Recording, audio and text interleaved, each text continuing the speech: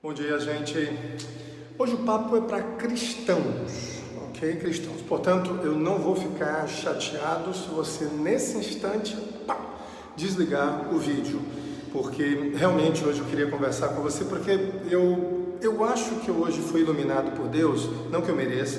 Antes de qualquer coisa, não estou aqui vindo fazer sermão, não sou pastor, não sou padre, não sou ministro eucarístico, enfim.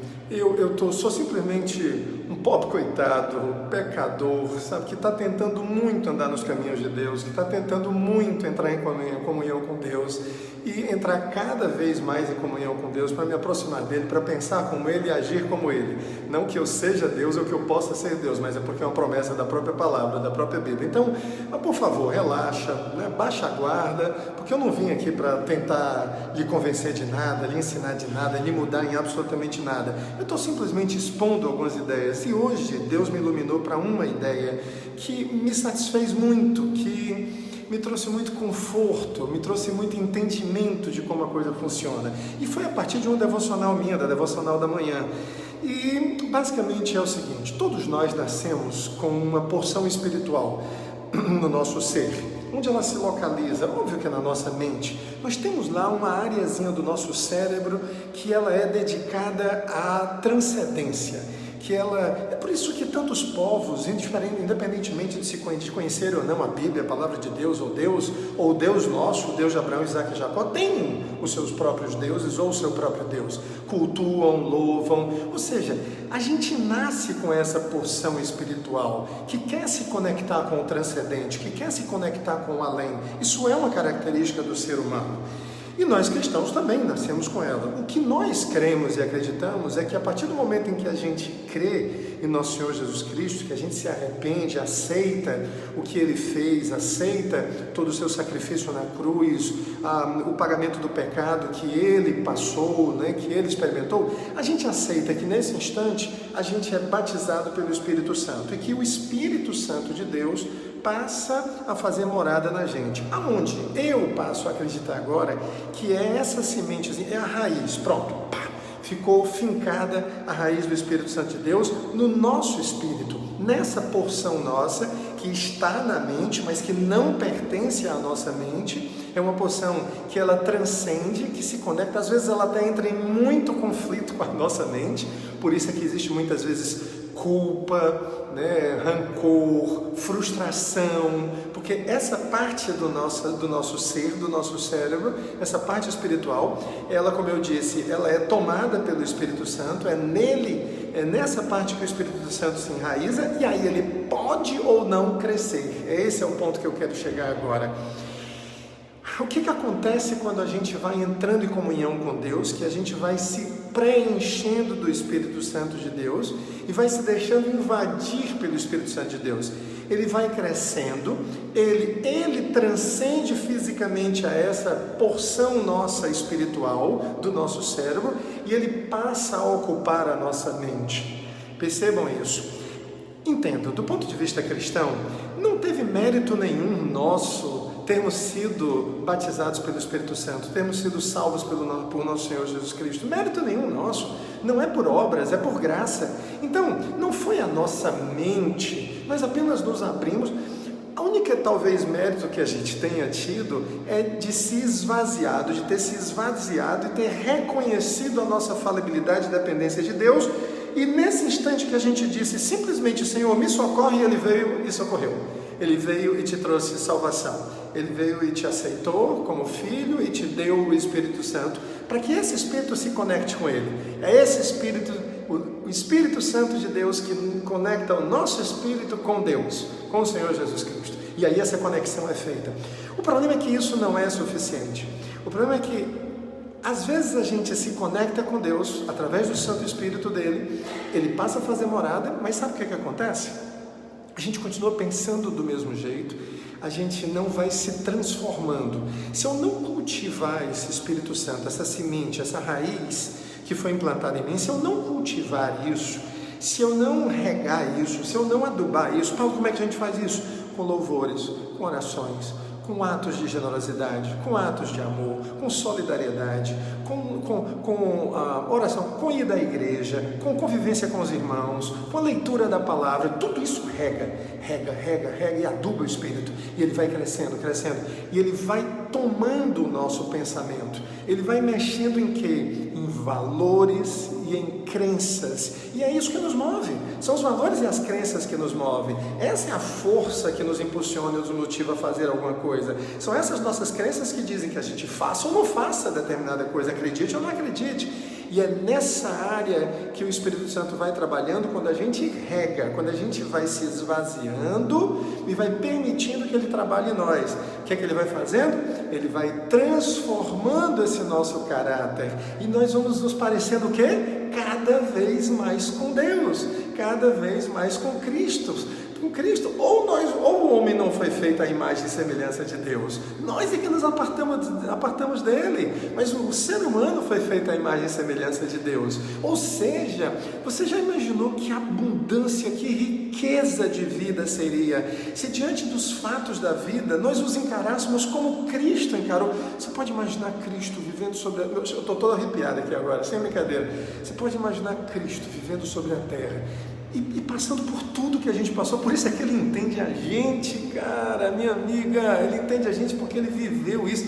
Ele viu contradições, ele viu injustiças, ele presenciou isso, ele experienciou isso perto dele, do lado dele. Ele entende como é a natureza humana. Por isso é que peça em nome dele, peça a Deus, peça a ele, e ele há de te entender, há de te compreender e há de te dar os valores e as crenças, o modo de pensar. Tu já imaginou se a gente enfrentasse as coisas do dia a dia? Eu acredito que Cristo trabalhou com o pai dele, ele é marceneiro, é óbvio que ele cortou madeira, é óbvio que ele talhou madeira, é óbvio que ele montou bancos e mesas, eu não tenho dúvida disso, porque ele era um ser do mesmo jeito que todos os outros, só que ele era Deus, ele era 100% homem, 100% Deus. Tu imagina então a gente podendo viver a abundância, de viver as relações, de viver os nossos medos. Cristo também, em um determinado momento de sua humanidade, ele disse: passa de mim esse cálice, se fosse possível. Imediatamente ele muda, diz: mas que se faça a tua vontade. Mas naquele instante ele sentiu como homem, como ser humano, como a gente sente os nossos medos,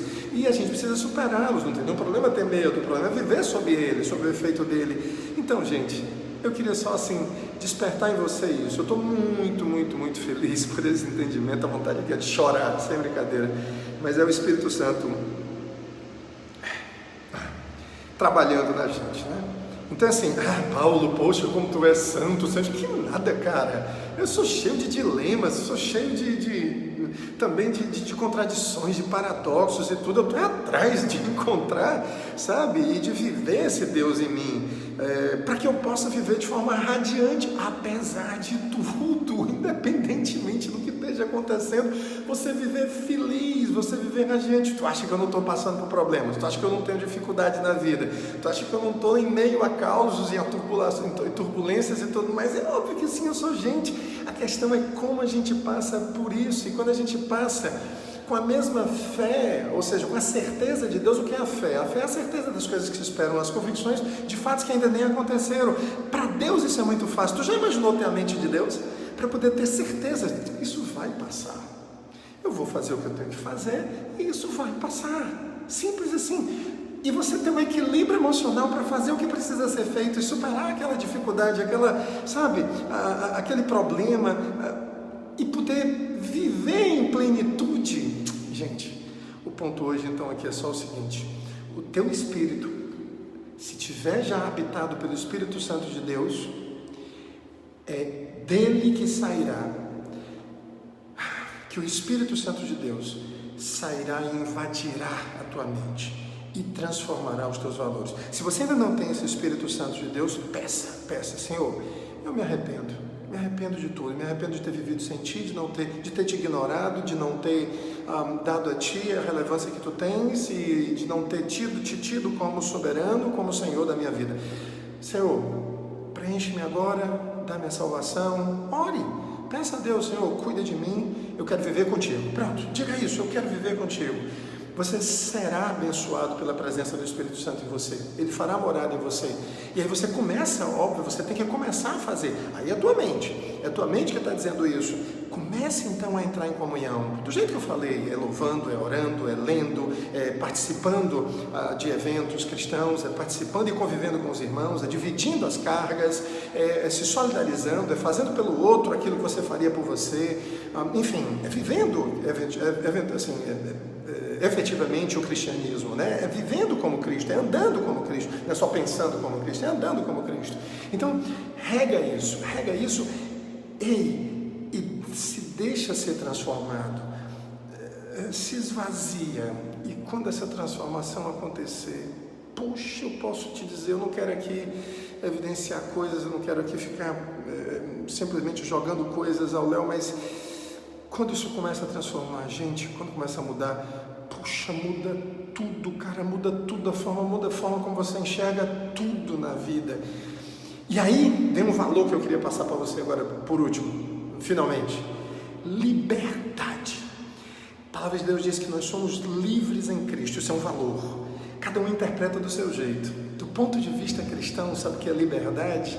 É não fazer o que você não quer fazer. Sabe por que tem gente que vive dilemas, conflitos, vive infeliz, vive frustrado, porque pensa de um jeito e faz de outro, porque tem um valor e se comporta de um jeito, de uma forma que é contrária a esse valor. E sabe o que é a liberdade de Cristo? Quando você pensa como Cristo e age como Cristo te dá, sabe qual é a interpretação? Sabe qual é a crença?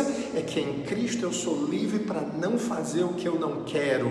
Fazer o que eu quero, você não precisa de grandes coisas para fazer o que você quer. Agora, ter a liberdade de decidir não fazer o que você não quer, aí você precisa de poder, não é só força, é poder, é esse poder que está em Deus e que Ele quer te dar, mas que tem que ser dado pela presença do Espírito Santo em você, transformando o seu caráter, os seus valores, as suas crenças e, consequentemente, mudando o seu comportamento.